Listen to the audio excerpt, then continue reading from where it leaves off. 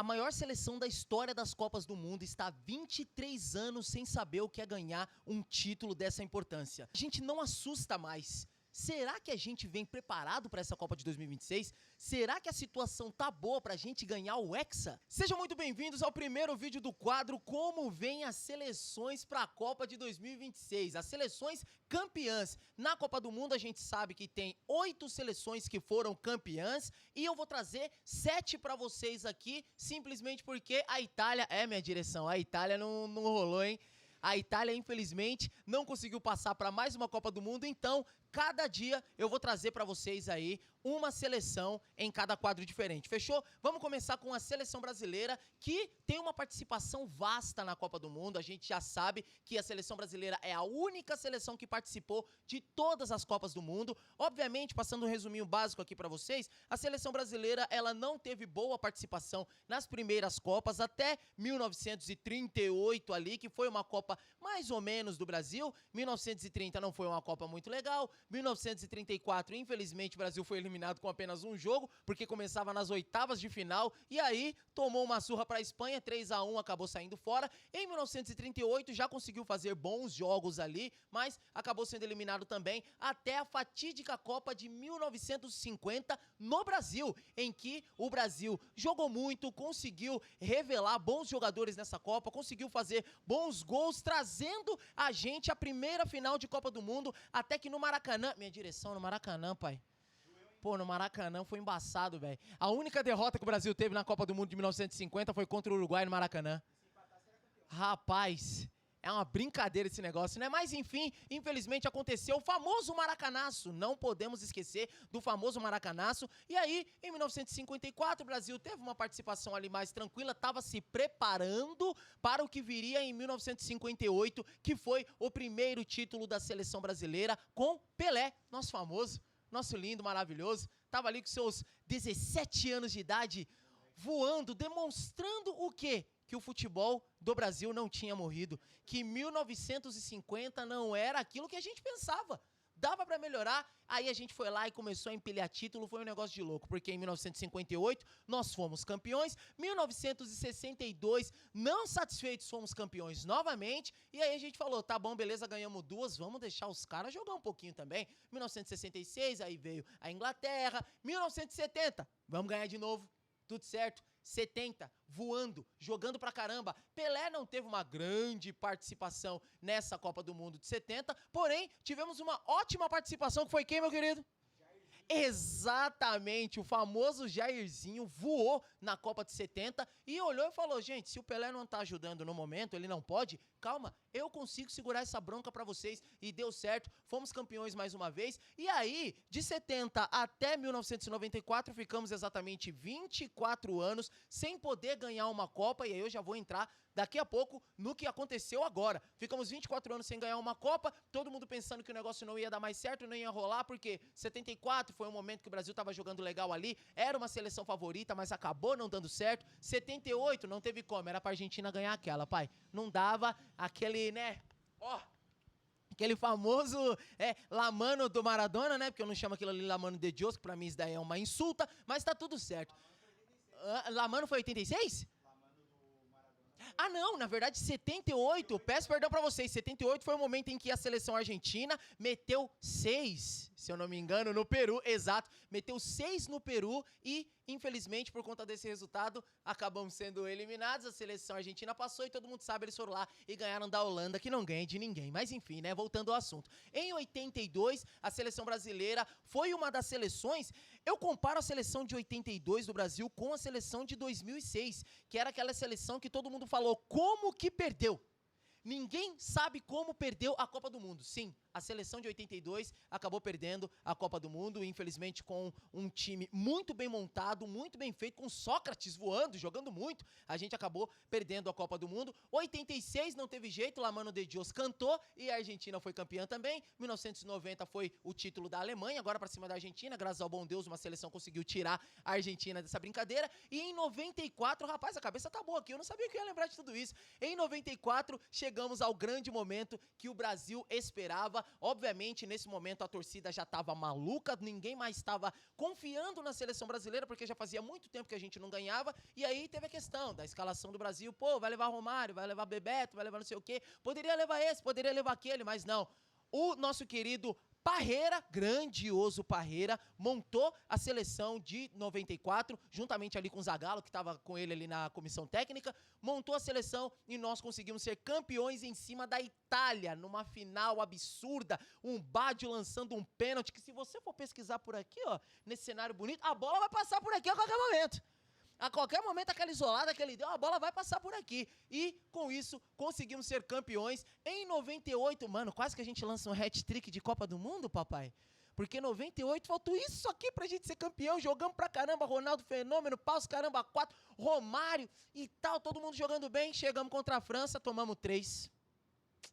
E a situação...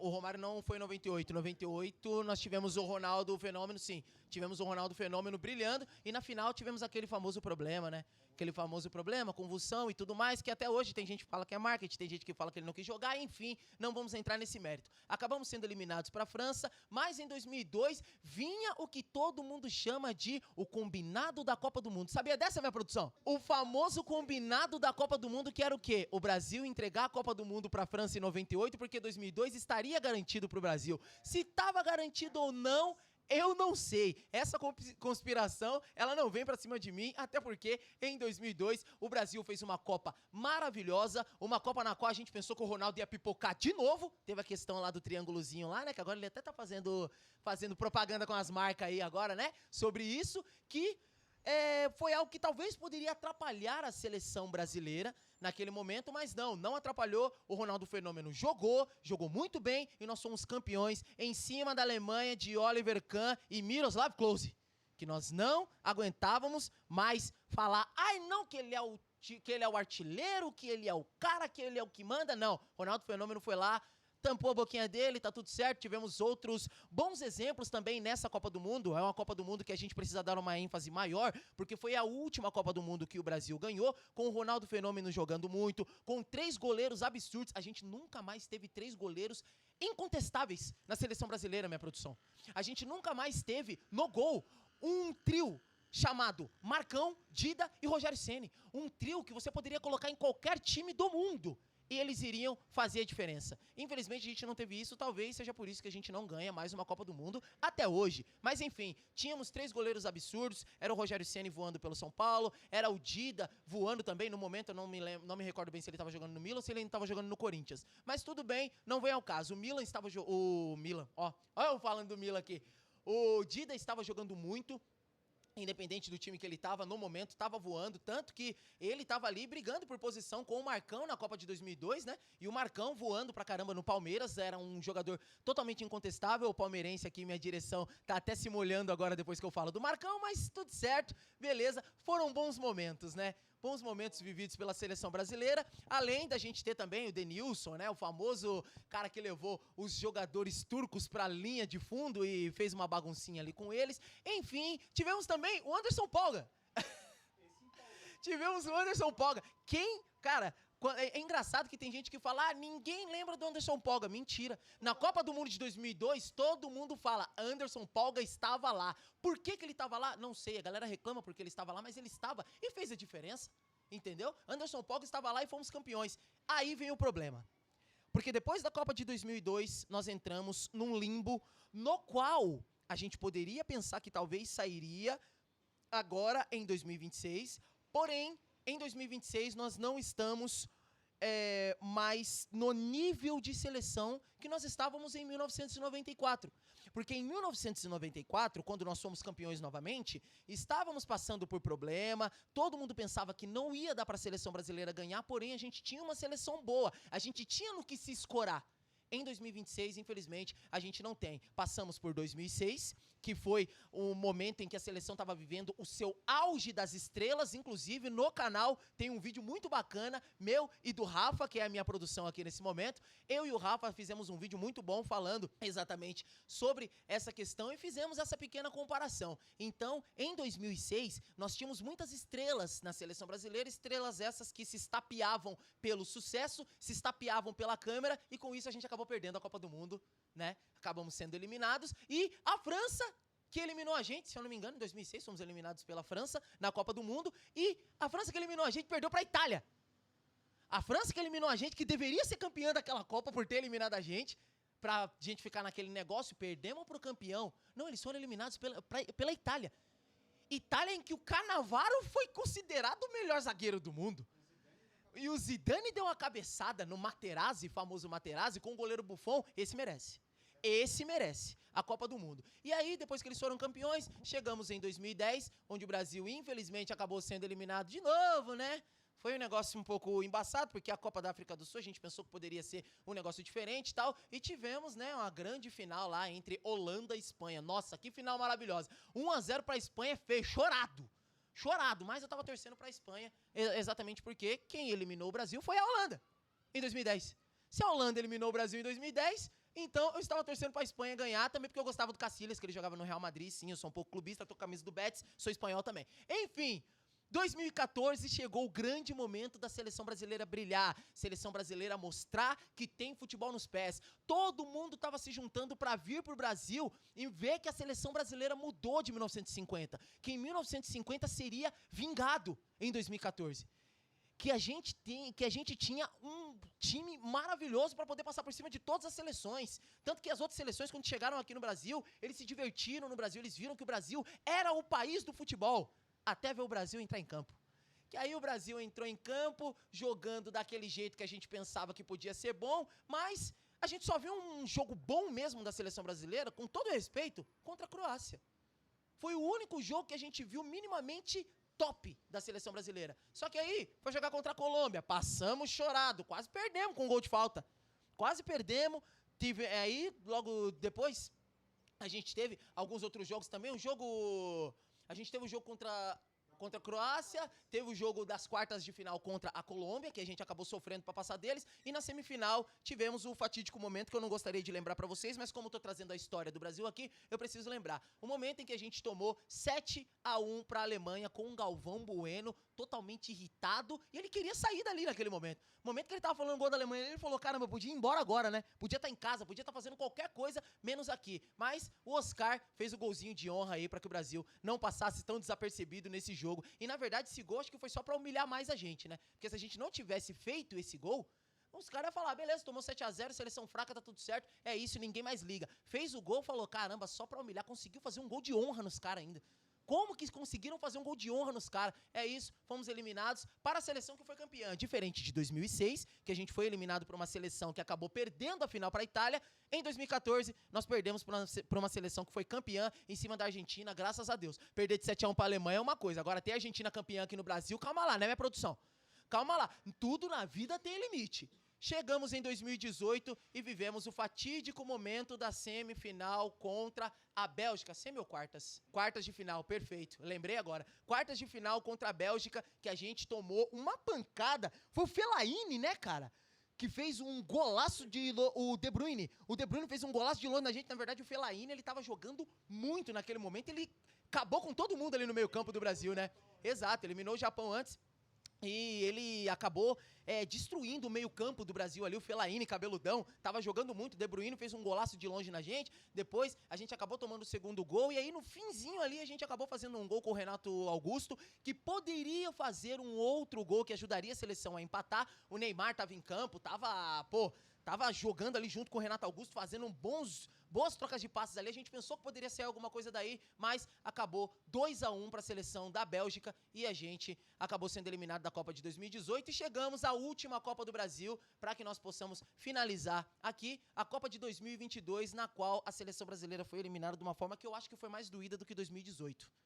Eu acho que foi mais doída que 2018 por conta da forma que foi. A seleção brasileira estava num jogo bem truncado, bem pegado contra a Croácia, num jogo que a gente pensou que, cara, a situação poderia ir pro vinagre, tanto que nós tomamos o gol deles no final, né? O jogo tava 0-0, tava levado tudo. Quando a gente chegou na prorrogação, fizemos um gol com o Neymar, né, o famoso Neymar, que eu já vou falar dele pra vocês. Fizemos um gol com o Neymar, logo depois do gol do Neymar, infelizmente, o Fred subiu. Essa é a frase que tá nos holofotes. O Fred subiu. E a partir do momento que o Fred subiu, a gente acabou tomando um empate. E nisso, o Alisson, infelizmente, não é um goleiro pegador de pênaltis. É aquilo que eu volto agora pra 2002, que eu tinha falado pra você. Não tínhamos 3 goleiros absurdos.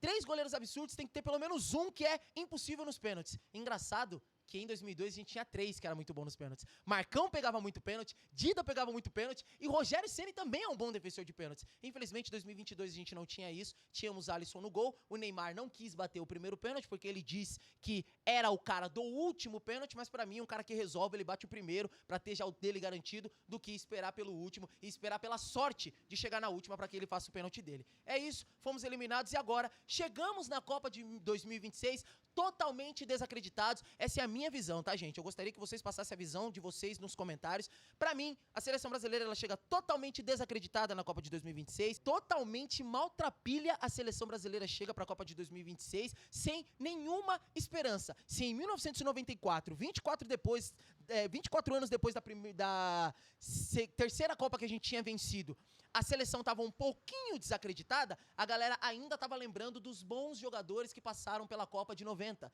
e estava achando que poderia render, porque esses jogadores eles continuavam rendendo muito nos seus clubes. Então, uma junção deles poderia ser bacana. Só que aí, uma coisa que eu notei que a seleção brasileira perdeu de 2002 para cá, perdeu a amizade, perdeu a hombridade entre os jogadores. Porque os jogadores da seleção brasileira, até 2002, não tinham o estrelismo que a gente vê desde 2006 para cá. Não tinham o individualismo que a gente vê e não tinham também a questão, como eu posso dizer, a questão da autoajuda que os jogadores se colocam de 2006 para cá. Porque é muito fácil a gente pegar um momento em que o jogador ele não tá jogando muito bem, ele não tá entregando muito bem, bater nas costas e falar, relaxa, você vai conseguir, vai dar tudo certo. Em 2002 era diferente. Em 2002, o Vampeta conta nas suas histórias que ele fala por aí, que em 2002, quando o cara errava, o cara tava no banco se mordendo para entrar no lugar dele. Se o outro tava do lado dele, falava, presta atenção, faz o negócio direito. Ah, mas eu não sei o quê. Ah, mas não sei o quê. Não, você tá numa seleção, você tem que resolver.